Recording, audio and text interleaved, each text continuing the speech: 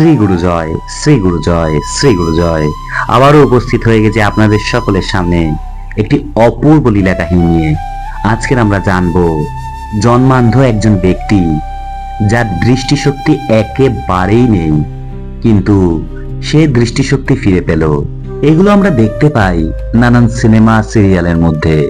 সেই সব জায়গায় গল্পের গুরু গাছে ওঠে, কিন্তু প্রকৃত সদ্গুরুর সান্নিধ্যে এসে একজন জন্মান্ধ ব্যক্তি কিভাবে তার দৃষ্টিশক্তি পুনরায় ফিরে পেল এবং তার কোনো রকমের কোনো কাজ করতে অসুবিধাই হতো না, এই কাহিনী না শুনলে আপনারা কিছুতেই জানতে পারবেন না যে গুরুদেবের কি কৃপা।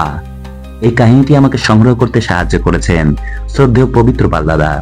এইরকমই নানান অজানা লীলা কাহিনী এবং অজানা তথ্য যারা জানতে ইচ্ছুক এবং এখনো পর্যন্ত যারা শ্রীগুরু চরণেশ্বর চ্যানেলটিকে সাবস্ক্রাইব করেননি তাদের উদ্দেশ্যে বলছি, তারা অবশ্যই চ্যানেলটিকে সাবস্ক্রাইব করবেন এবং একটা লাইক করে দেবেন। লাইক করলে অনেক উৎসাহ পাই, সঙ্গে শেয়ার করে যারা এইরকমই অজানা তথ্য জানতে ইচ্ছুক তাদের মধ্যে ছড়িয়ে দেবেন। শ্রীগুরু জয়। শুরু করছি আজকের নিবেদন। বাংলাদেশের নৈকাঠি গ্রামে গোসাইয়ের সঙ্গে আসতেন সুধাংশু চক্রবর্তী ঠাকুর বড্ডা, হরিদাস দাদা, সিদ্ধ দা, সুরেন বিশ্বাস, নৃপেন ব্রহ্মচারী, রসরাজ রায়, উপেন ঘোষ, রজনী কর্মকার, লক্ষ্মীচরণ দাস, নরেশ ঘোষ এবং আরো অনেকে। বেশ কয়েকদিন ধরে উৎসব চলত। সন্ধ্যা আরতির সময় প্রচুর ভিড় হতো। আরতির সময় গোসাইকে নানা রঙের ফুলের মালা ও চন্দন পরিয়ে সাজানো হতো। মণিনাগের সুরেন্দা গোসাইকে পরাতেন পাণ্ডব জবার গোড়ের মালা। তারপর তিনি রজনী কর্মকার, নারায়ণ কর্মকার, হরিচরণ দত্ত প্রমুখের সঙ্গে কীর্তন করতেন। নামের সঙ্গে নৃত্য করতেন অঘোর সাধু। তিনি লাফিয়ে লাফিয়ে নাচ করতেন, তাই সকলেই তাকে উচ্চিঙ্গ সাধু বলে ডাকতেন। খোল, করতাল, ঝম্পকের তালে ভক্তরা আরতি কীর্তন গাইতেন। বেলা গেল, সন্ধ্যা হলো, ঘরে ঘরে বাতি। গুরু প্রিয় ভক্তগণে করয় আরতি। আরতি শেষ হলে গোসাই স্বয়ং সকলের মাথায় শান্তি আশীর্বাদ দিতেন। বড় ধামায় বাতাসা ভরা থাকতো। মাঝে মাঝে বাতাসা লুট দিতেন।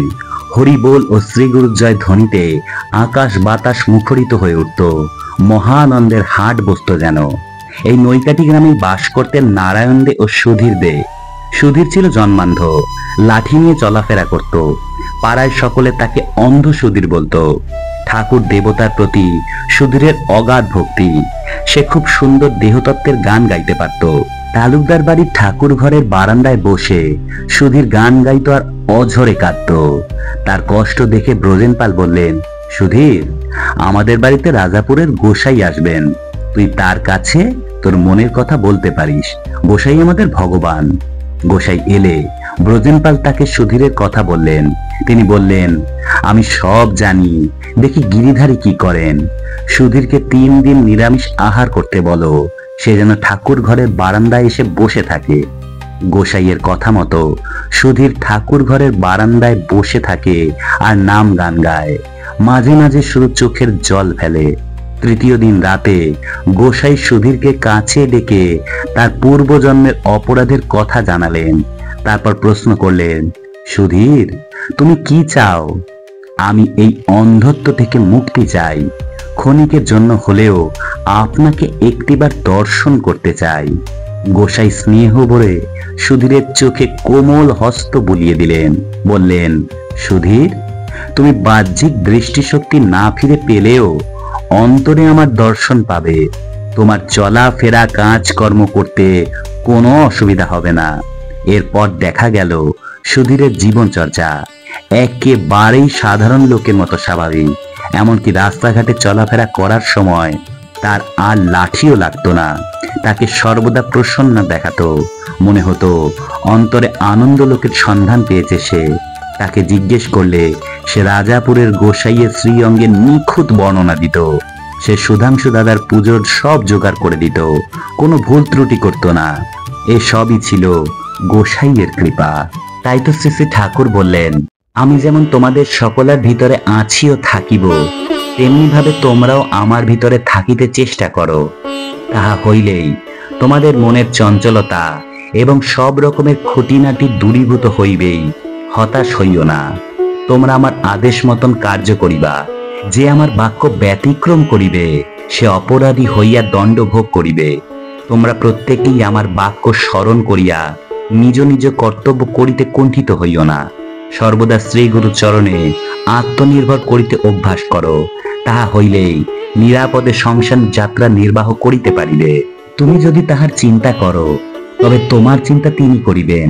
কেবল নাম করিয়া যাও, অন্য চিন্তা পরিহার করো। যুগে যুগে মনুষ্য সমাজে বিপ্লব আসে, ধ্বংস আসে। সেই বিপ্লবের সময় শ্রী ভগবান সাধুদের পরিত্রাণ এবং দুষ্কৃতদের বিনাশ করেন, সে কথা তোমরা ভুলিয়া যাইও না।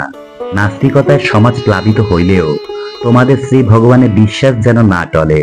সম্মুখে দেখিতেছি ঘোর অন্ধকার, মানব জাতির যেন এক ঘোর দুর্দিন ঘনাইয়া আসিতেছে।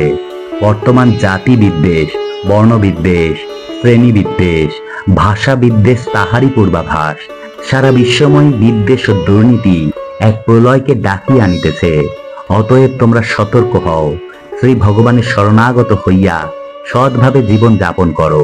তোমরা গৃহস্থ বিলাস ব্যসন পরিত্যাগ করিয়া কিছু কিছু অর্থ সঞ্চয় করিতে অভ্যাস করো। অপরের হিতার্থে কিছু কিছু দান করিতে শেখো। শ্রী গুরু জয়, শ্রী গুরু জয়, শ্রী গুরু জয়। আজকে এইটুকুই।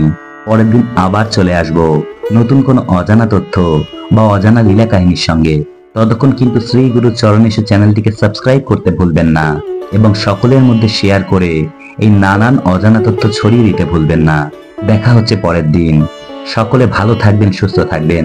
শ্রী গুরু জয়। নমস্কার সবাইকে।